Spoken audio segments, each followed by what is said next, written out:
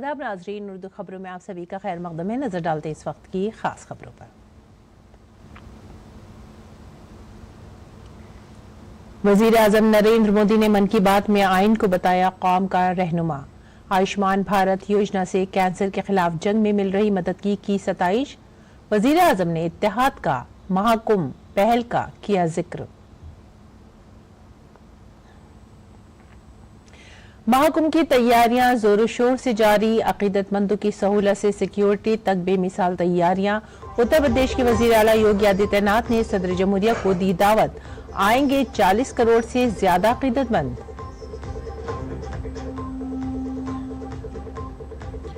Doctor Manmohan Singh की यादगार से मुतालिक कांग्रेस की सियासत बेनकबा। बीजेपी ने इल्जामात का दिया मुंहतोड़ जवाब। मरकजी वजीर हरदीप सिंह पुरी ने किया जवाबी हमला। कहा बेबुनियाद तनाजा खड़ा करने की हो रही है कोशिश।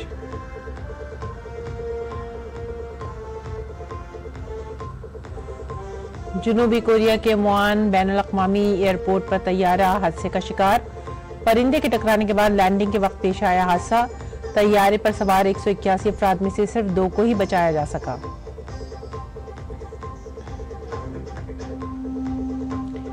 खेलों में मेलबोर्न टेस्ट में चौथे दिन का खेल खत्म होने तक ऑस्ट्रेलिया ने बनाई 333 रन की शपथ। जसप्रीत बुमराह ने बेहतर औसत के साथ मुकम्मल किए 200 टेस्ट विकेट। खबरें अब तफसील से। वजीर आजम नरेंद्र मोदी ने मन की बात प्रोग्राम में कौम से खिताब करते हुए कहा कि आइन वक्त की कसौटी पर पूरा उतरा है। उन्होंने कहा कि आइन हमारे लिए मशले राह और रहनुमा है। वजीर आजम ने कहा कि इस साल यौम आइन के मौके पर बहुत सी सरगर्मियां शुरू हो गई हैं जो साल भर जारी रहेंगी। उन्होंने कहा कि शहरियों को आइन के विरसे से जोड़ने के लिए 75constitution.com के नाम से खुसूसी वेबसाइट बनाई गई है। लोग आइन की तमहीद पढ़ सकते हैं और अपनी वीडियोस वेबसाइट पर अपलोड भी कर सकते हैं। 2025 में 26 जनवरी को हमारे संविधान को लागू हुए 75 वर्ष होने जा रहे हैं। हम सभी के लिए बहुत गौरव की बात है। हमारे संविधान निर्माताओं ने हमें जो संविधान सौंपा है वो समय की हर कसौटी पर खरा उतरा है। संविधान हमारे लिए गाइडिंग लाइट है, हमारा मार्गदर्शक है। ये भारत का संविधान ही है जिसकी वजह से मैं आज यहां हूं, आपसे बात कर पा रहा हूं। मुल्क साइंस के शोबे, सेहत, तालीम हर मैदान में तेजी से तरक्की कर रहा है। मन की बात प्रोग्राम में वजीर आजम नरेंद्र मोदी ने सेहत के शोबे में मलेरिया और कैंसर जैसी बीमारियों का तस्करा करते हुए कहा कि लोग पहले ही इन बीमारियों के बारे में बेदार हो रहे हैं और कैंसर और मलेरिया के बारे में भारत की तरफ से लाई गई हालिया रिपोर्ट काफी तसल्ली बख्श है। पेश है ये रिपोर्ट। भारत सेहत के शोबे में मुसलसल नई कामयाबियां हासिल कर रहा है। मुल्क ने हाल ही में मलेरिया और कैंसर के शोबे में बड़ी कामयाबियां हासिल की हैं। मलेरिया उन तमाम मुतादिद बीमारियों में तीसरे नंबर पर है जो 1 माह से 5 साल की उम्र के बच्चों को हलाक करती हैं। लेकिन भारत में मलेरिया से होने वाली अमवात की तादाद में कमी आई है। वर्ल्ड हेल्थ ऑर्गेनाइजेशन की रिपोर्ट के मुताबिक 2015 से 2023 के दरमियान भारत में मलेरिया के केसेस और इससे होने वाली अमवात में 80% की कमी आई है। इस कामयाबी में जहां अवाम की शिरकत ने अहम किरदार अदा किया है, वहीं लोगों ने इस सिमत में टेक्नोलॉजी और सोशल मीडिया का भी सहारा लिया है। मन की बात प्रोग्राम में मुल्क के कोने कोने में की जाने वाली कोशिशों की मिसालें देते हुए वजीर आजम मोदी ने मलेरिया के खिलाफ जंग को मजीद तेज करने की बात की। असम में जोरहाट के चाय बागानों में मलेरिया 4 साल पहले तक लोगों की चिंता की एक बड़ी वजह बना हुआ था, लेकिन जब इसके उन्मूलन के लिए चाय बागान में रहने वाले एकजुट हुए तो इसमें काफी हद तक सफलता मिलने लगी। अपने इस प्रयास में उन्होंने टेक्नोलॉजी के साथ साथ सोशल मीडिया का भी भरपूर इस्तेमाल किया है। इसी तरह हरियाणा के कुरुक्षेत्र जिले ने मलेरिया पर नियंत्रण के लिए बड़ा अच्छा मॉडल पेश किया। यहाँ मलेरिया की मॉनिटरिंग के लिए जन भागीदारी काफी सफल रही है। नुक्कड़ नाटक और रेडियो के जरिए ऐसे संदेशों पर जोर दिया गया जिससे मच्छरों की ब्रीडिंग कम करने में काफी मदद मिली है। देश भर में ऐसे प्रयासों से ही हम मलेरिया के खिलाफ जंग को और तेजी से आगे बढ़ा पाए हैं। कैंसर के बारे में लोगों में बेदारी बढ़ी है। हिंदुस्तानी लोग अब कैंसर का इलाज बर वक्त कराने के काबिल हो गए हैं।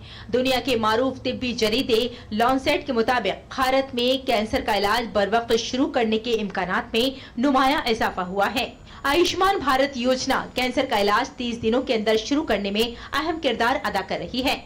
इस स्कीम की वजह से 90% मरीज अपना इलाज बर वक्त शुरू करने में कामयाब हुए हैं। वजीर आजम ने कहा कि आयुष्मान भारत स्कीम कैंसर के इलाज में मददगार साबित हो रही है। सबके प्रयास से कैंसर को हराने का संकल्प और मजबूत हुआ है। इस सफलता का क्रेडिट उन सभी को जाता है जिन्होंने जागरूकता फैलाने में अपना अहम योगदान दिया है।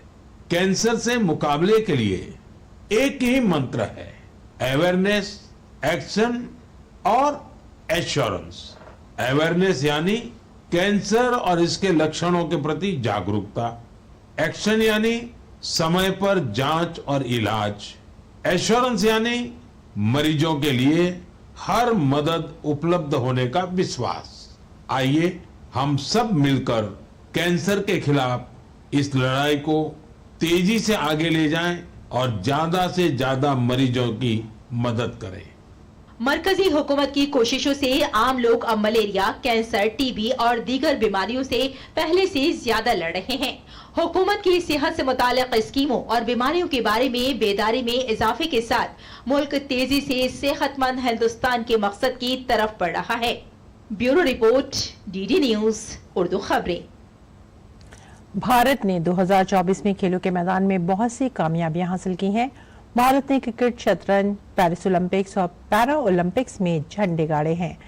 मन की बात में वजीर आजम मोदी ने बस्तर में मुनक़िदा मुनफरिद ओलंपिक्स का तस्करा किया और मकामी खेलों की सलाहियतों को आगे बढ़ने का मौका देने को कहा ताकि वो मुस्तकबिल में कौमी और बैनुल-अक़वामी सतह पर भारत का नाम रोशन कर सके। वजीर आजम ने साइकिलिंग के जरिए फिटनेस को जिंदगी का हिस्सा बनाने को कहा। भारत खेलों के मैदान में मुसलसल नए रिकॉर्ड बना रहा है। छोटे शहरों से आने वाले स्पोर्ट्स टैलेंट अपनी बेमिसाल हिम्मत और जज्बे से बैनुल-अक़वामी सतह पर मुल्क का नाम रोशन कर रहे हैं। मुकामी सतह पर होने वाले मुकाबले इसमें अहम किरदार अदा करते रहे हैं। इसी तरह बस्तर में मुनक़िद होने वाला ओलंपिक्स एक मुनफरिद इवेंट था। बस्तर जो कभी माओ नवाज तशद्दुद का गवाह था, इस बार खेलों की तरक्की और सकाफत को फरोग देने वाले एक प्रोग्राम का गवाह बना। इस ओलंपिक में 7 अजला के 1,65,000 खिलाड़ियों ने हिस्सा लिया। इस इवेंट में जहां खिलाड़ियों ने मुख्तलिफ किस्म के खेलों में अपनी सलाहियतों के जौहर दिखाए, वहीं बस्तर की भरपूर सकाफत की झलक भी देखने को मिली। एथलेटिक्स, तीरंदाजी, badminton, football, hockey, weightlifting, karate, kabaddi, kho kho और वॉलीबॉल, हर खेल में हमारे युवाओं ने अपनी प्रतिभा का परचम लहराया है। कारी कश्यप जी की कहानी मुझे बहुत प्रेरित करती है। एक छोटे से गांव से आने वाली कारी जी ने तीरंदाजी में रजत पदक जीता है। एक समय नक्सली प्रभाव में आए पूनम जी आज व्हील चेयर पर दौड़कर मेडल जीत रहे हैं। उनका साहस और हौसला हर किसी के लिए प्रेरणा है। कोंडा गांव के तीरंदाज रंजू सौरी जी को बस्तर यूथ आइकॉन चुना गया है। वजीर आजम नरेंद्र मोदी ने कहा कि ये हमारे मुल्क में आने वाली तब्दीली और नौजवान साथियों के जोश और जज्बे की अलामत है। उन्होंने मुकामी खिलाड़ियों से अपनी कहानियां खेलेगा भारत, जीतेगा भारत के हैशटैग के साथ शेयर करने को कहा। मैं आप सभी से आग्रह करता हूं, अपने क्षेत्र में ऐसे खेल आयोजनों को प्रोत्साहित करें। हैशटैग खेलेगा भारत, जीतेगा भारत के साथ अपने क्षेत्र की खेल प्रतिभाओं की कहानियां साझा करें। स्थानीय खेल प्रतिभाओं को आगे बढ़ने का अवसर दें। याद रखिए, खेल से न केवल शारीरिक विकास होता है, बल्कि ये स्पोर्ट्समैन स्पिरिट से समाज को जोड़ने का भी एक सशक्त माध्यम है। तो खूब खेलिए, खूब खेलिए। सर्दियों के मौसम में स्कीइंग और पतंगबाजी जैसे खेलों के लिए लोगों में जोशो खरोश देखा जा रहा है। लोग फिटनेस को अपने रोजमर्रा के मामूलात का हिस्सा बना रहे हैं। हाल ही में संडे ऑन साइकिल और साइकिलिंग ट्यूसडे जैसी मुहिमों ने साइकिलिंग को फरोग दिया है। साइकिलिंग की वजह से एक तरफ लोग फिटनेस की तरफ बढ़ रहे हैं तो दूसरी तरफ फितरत से भी जुड़ रहे हैं। Bureau report, DD news Urdu खबरें। वजीर आजम नरेंद्र मोदी ने मन की बात में आलमी सतह पर भारतीय सकाफत और रिवायात के फैलाव की तारीफ की। उन्होंने प्रयागराज में मुनक्किद होने वाले अजीमुशान कुंभ को भारतीय सकाफत की हकीकी अक्कासी और इत्तेहाद का इशारा करार दिया। उन्होंने दूर दराज के ममालिक में भारतीय सकाफती विरसे की तोसी पर अपनी खुशी भी जाहिर की। इस बार प्रयागराज में देश और दुनिया के श्रद्धालु डिजिटल महाकुंभ के भी साक्षी बनेंगे। डिजिटल नेविगेशन की मदद से आपको अलग अलग घाट, मंदिर, साधुओं के अखाड़ों तक पहुंचने का रास्ता मिलेगा। यही नेविगेशन सिस्टम आपको पार्किंग तक पहुंचने में भी मदद करेगा। पहली बार कुंभ आयोजन में एआई चैटबॉट का प्रयोग होगा। एआई चैटबॉट के माध्यम से 11 भारतीय भाषाओं में कुंभ से जुड़ी हर तरह की जानकारी हासिल की जा सकेगी। इस चैटबॉट से कोई भी टेक्स्ट टाइप करके या बोलकर किसी भी तरह की मदद मांग सकता है। पूरा मेला क्षेत्र को एआई पावर्ड कैमरा से कवर किया जा रहा है। कुंभ में अगर कोई अपने परिचित से बिछड़ जाएगा तो इन कैमरों से उन्हें खोजने में भी मदद मिलेगी। श्रद्धालुओं को digital lost and found centre की सुविधा भी मिलेगी। श्रद्धालुओं को मोबाइल पर गवर्नमेंट अप्रूव्ड टूर पैकेजेस, ठहरने की जगह और होम स्टे के बारे में भी जानकारी दी जाएगी। आप भी महाकुंभ में जाएं तो इन सुविधाओं का लाभ अवश्य उठाएं और हाँ, #एकता का महाकुंभ के साथ अपनी सेल्फी जरूर अपलोड करिएगा। वजीर आजम ने कहा कि आज दुनिया में भारतीय सकाफत को जानने की ख्वाहिश बढ़ गई है। उन्होंने कुछ मिसालें देते हुए कहा कि हाल ही में मिस्र में मुनक्किदा पेंटिंग मुकाबले में हिंदुस्तानी सकाफत की झलक देखने को मिली, जिसमें 23,000 शुरा ने शिरकत की। पैराग्वाय में एरिका होबर आयुर्वेद पर मुफ्त मशवरा देती हैं। फिजी में तामिल को मकबूल बनाने के लिए तदरीसी प्रोग्राम चलाए जा रहे हैं। ये बातें, ये घटनाएं सिर्फ सफलता की कहानियां नहीं है, ये हमारी सांस्कृतिक विरासत की भी गाथाएं हैं। ये उदाहरण हमें गर्व से भर देते हैं। आर्ट से आयुर्वेद तक और लैंग्वेज से लेकर म्यूजिक तक भारत में इतना कुछ है जो दुनिया में छा रहा है। मन की बात से मुतालिक त्रिपुरा के वजीर आला मानक साहा ने कहा है कि वजीर आजम हमेशा ही प्रोग्राम के जरिए पूरे मुल्क और दुनिया को बताना चाहते हैं कि कहां पर क्या हो रहा है। उन्होंने महाकुंभ का भी जिक्र किया और इत्तेहाद पर भी जोर दिया। वजीर आला ने कहा कि हमें उनकी रहनुमाई का इंतजार है। माननीय प्रधानमंत्री जी पूरा देश को, पूरा विश्व को मन की बात अनुष्ठान के माध्यम से वो दिखाना चाहते हैं कहाँ क्या हो रहा है। कुंभ के बारे में उन्होंने कहा और कुंभ से उन्होंने ये कहा कि यूनिटी इन डाइवर्सिटी, हम लोग एक रहे, और यूनिटी के ऊपर काफी जोर दिए, स्पोर्ट्स के ऊपर काफी जोर दिया है, फिटनेस के ऊपर काफी जोर दिया है। तो बहुत सारी चीज उन्होंने कहा और मैं समझता हूँ हमेशा हम लोग इसके लिए बैठे रहते हैं। उन्होंने क्या किया, हम लोग को मार्गदर्शन करते हैं। राजस्थान की नायब वजीर आला दिया कुमारी ने मन की बात प्रोग्राम से मुतालिक कहा कि इससे हमें बहुत कुछ सीखने को मिलता है। बहुत कुछ सीखने को मिलता है और उनका मार्गदर्शन, उनके विचार सुनने को मिलते हैं, उनका विजन सामने आता है और हम सबको बहुत कुछ जानने और सीखने को मिलता है। वजीर आला योगी आदित्यनाथ ने आज सदर जमहूरिया द्रौपदी मुर्मू से मुलाकात की और उन्हें महाकुंभ मेले के लिए मदऊ किया। महाकुंभ मेला 13 जनवरी 2025 से 26 फरवरी तक उत्तर प्रदेश के प्रयागराज में मुनक्किद किया जाएगा।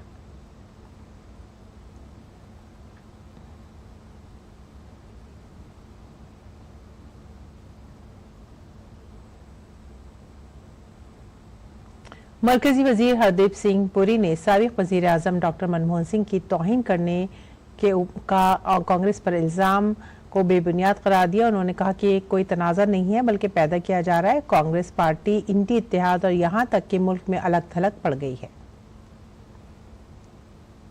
ये कंट्रोवर्सी बनाई जा रही है, कंट्रोवर्सी को क्रिएट करने की कोशिश हो रही है।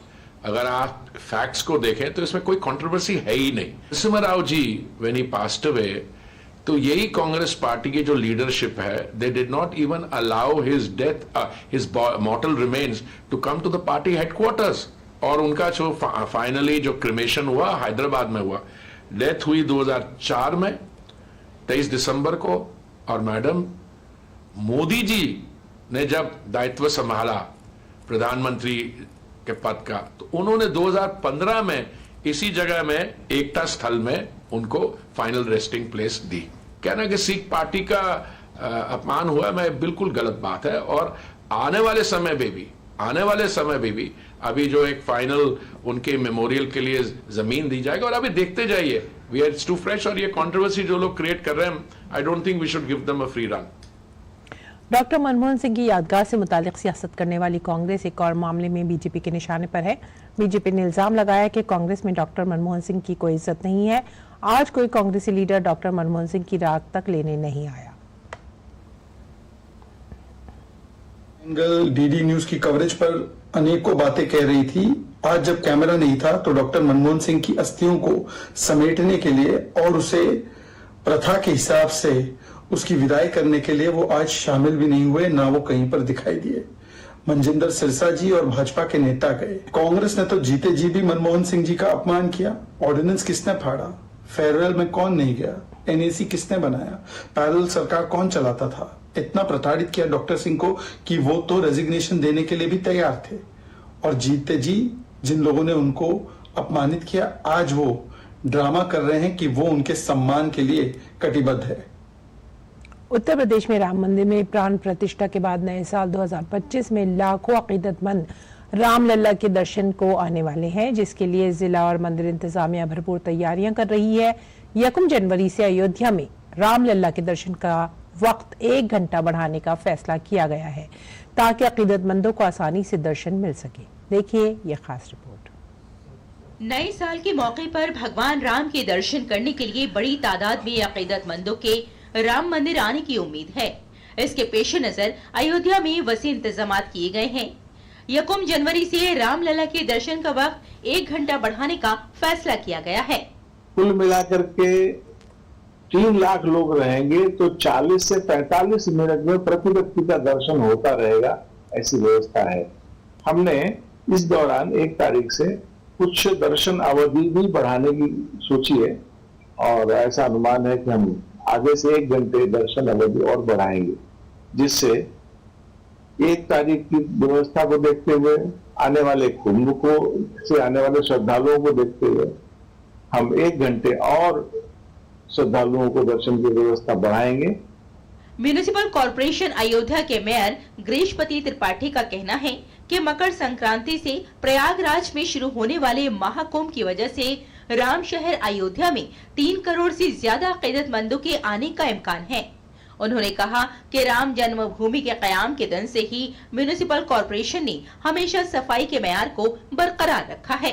नगर निगम अयोध्या हर समय, जिस दिन से राम जन्मभूमि की स्थापना हुई उसके पूर्व से ही हम लोगों ने लगातार सफाई का एक मानदंड बना के यहाँ रखा है। और आप देखते होंगे अयोध्या की स्वच्छता की व्यवस्था, हम लोगों ने सार्वजनिक पेयजल की व्यवस्था कैसे उसके लिए भी व्यवस्था करके रखी। हमारी ई बसेस, हमारे गोल्ड कार्ड, हमारे जो हम लोगों ने डेकोरेटिव लाइट्स लगा रखी है। तो नगर निगम के माध्यम से जो भी सुविधाएं, जो भी व्यवस्थाएं हो सकती है, वो राउंड द क्लॉक हर समय हम लोग तैयार हैं। अयोध्या आने वाले अकीदतमंद राम मंदिर के साथ हनुमानगढ़ी और कनक भवन मंदिर भी जाते हैं। हनुमानगढ़ी के महंत राजू दास का कहना है कि नए साल पर 5 लाख से ज्यादा अकीदतमंदों की आमद का इम्कान है, जिसके लिए तैयारियां की जा रही हैं। आंग्ल नववर्ष में भी युवाओं का और हिंदू जनमानस का जो रुझान मंदिर के ही तरफ है, तो उसकी तैयारी जोरों शोरों से चल रही है। और हम लोग, क्योंकि हमारे हनुमानगढ़ी पे कम से कम नहीं तो 5 से 7 लाख लोग उस दिन दर्शन पूजन करते हैं, तो मुझको लगता है कि तैयारी जोरों से चल रही है। और आप आइए, आप पबों में मत जाइए, आप दूसरी जगह मत जाइए, मंदिर आइए, भगवान से प्रार्थना करिए आपके जीवन में सुख शांति समृद्धि आए। राम मंदिर में रामलला की जिंदगी का 1 साल मुकम्मल होने पर सालगिरह को द्वादशी के तौर पर मनाया जाएगा। ये प्रोग्राम 3 दिन तक जारी रहेगा। प्राण प्रतिष्ठा की सालगिरह के मौके पर 11 जनवरी को एक खुसूसी प्रोग्राम का इनेकाद किया जाएगा। ट्रस्ट ने मुल्क और दुनिया भर से आने वाले अकीदतमंदों के लिए खास दर्शन का भी इंतजाम किया है। Bureau report, DD news Urdu खबरें। और अगली खबर जम्मू कश्मीर से। जम्मू कश्मीर के बानिहाल बारामूला सेक्शन पर शदीद बर्फबारी की वजह से हफ्ते को मुअत्तल होने वाली ट्रेन खिदमत आज से दोबारा शुरू कर दी गई हैं। इसकी वजह से ट्रैक पर बर्फ का ज्यादा जमा होना था, जिसे महकमा रेलवे ने जल्द से जल्द साफ कर दिया है और खिदमत अब मामूल पर आ गई है।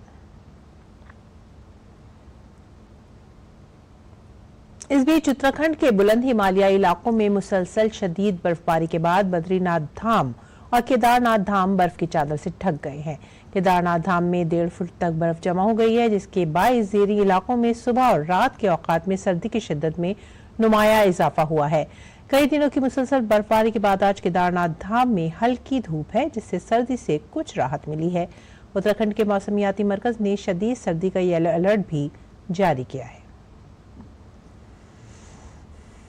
बात अगर मौसम की करें तो जम्मू कश्मीर, हिमाचल और उत्तराखंड में मुसलसल बर्फबारी की वजह से मैदानी इलाकों में भी ठंड पड़ रही है। रिकॉर्ड बारिश और बर्फबारी ने पूरे शुमाली और वस्ती भारत में ठंड में इजाफा कर दिया है। ठंड के साथ साथ धुंध भी परेशान कर रही है।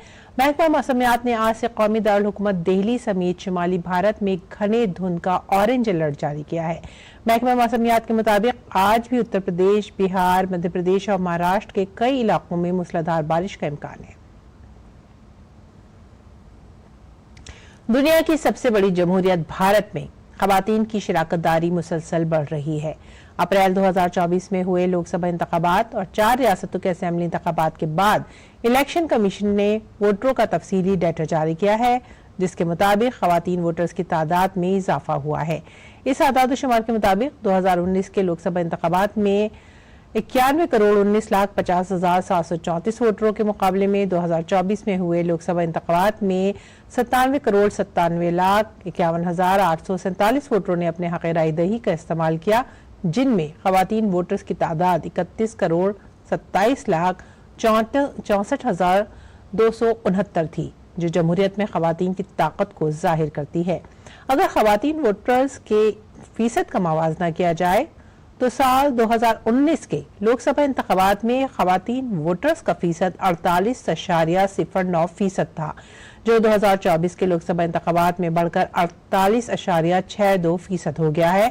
खवातीन वोटर्स की सबसे ज्यादा फीसद वाली रियासत पुडुचेरी थी, जहां खवातीन वोटर्स 53.03% थी।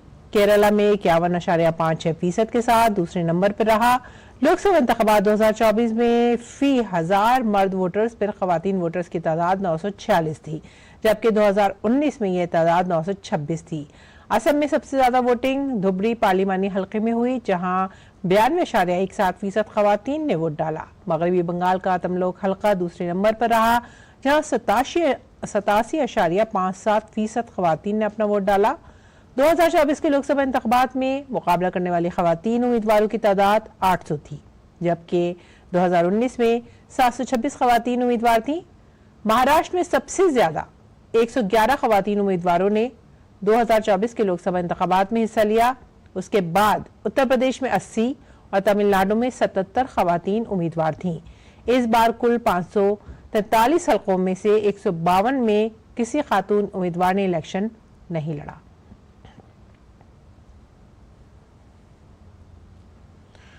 और आगे बढ़ेंगे अगली खबर की तरफ। जनूबी कोरिया के मवान इंटरनेशनल एयरपोर्ट पर एक तैयारिया लैंडिंग के दौरान हादसे का शिकार हो गया। जनूबी कोरिया की फायर फाइटिंग एजेंसी के मुताबिक तैयारे में सवार 181 अफराद में से 2 के अलावा बाकी तमाम अफराद की हलाकत का खदशा है। तैयारे में 175 मुसाफिरों के अलावा अमले के 6 अरकान भी सवार थे। ये मुसाफिर तैयारा मुआन एयरपोर्ट के रनवे पर फिसल कर बाउंड्री वॉल से टकरा गया। हादसा आज सुबह 9:07 पर पेश आया है। मुआन बैनुल-अक़वामी हवाई अड्डा जनूबी जेओला सूबे में वाक़ है। दारुल-हुकूमत सियोल से 288 किलोमीटर के फासले पर वाक़ ये तैयारा बैंकॉक से वापस आ रहा था। हुक्काम हादसे की असल वजह जानने के लिए जाए हादसे की छानबीन कर रहे हैं और इमदादी कार्रवाइयां भी जारी हैं। जनूबी कोरिया के नशरियाती इदारे MBC न्यूज़ ने जीजो एयर की परवाज नंबर 216 के हादसे से कुछ देर कबल तैयारे से परिंदे के टकराने के फुटेज जारी किए। ये 2216 नंबर था इस प्लेन का। ताहम अभी तक हादसे की वजूहात मालूम नहीं हो सकी हैं। जनूबी कोरिया के कायम मकाम सदर चोई सांगमोक ने जाए हादसे का दौरा किया और हुक्काम को हर मुमकिन मदद करने और इक़दामात करने की हिदायत की। कोरिया एयरपोर्ट्स कॉरपोरेशन के मुताबिक मुआन इंटरनेशनल एयरपोर्ट से तमाम परवाजें फिलहाल मनसूख कर दी गई हैं। रुख करेंगे खेल के मैदान का। मेलबुर्न टेस्ट के चौथे दिन खेल के अख्ताम तक ऑस्ट्रेलिया ने अपनी दूसरी इनिंग्स में 9 विकेट के नुकसान पर 228 रन बना लिए थे। ऑस्ट्रेलिया की मजमूई बरतरी 333 रन हो गई है। सैम कॉन्स्टास 8 रन बनाने के बाद बुमराह के हाथों बोल्ड हो गए। उस्मान ख्वाजा को सिराज ने आउट किया। स्टीवन स्मिथ भी सिराज का शिकार बने। उसके बाद जसप्रीत बुमराह ने ट्रेविस हेड, मिशेल मार्श और एलेक्स कैरी को आउट करके ऑस्ट्रेलियाई बैटिंग की कमर तोड़ दी। ट्रेविस हेड के आउट होने के साथ ही बुमराह ने टेस्ट में अपनी 200 विकेटें भी मुकम्मल कर ली हैं। इसी के साथ ही आप हमारी पूरी टीम को दीजिए इजाजत। आदाब।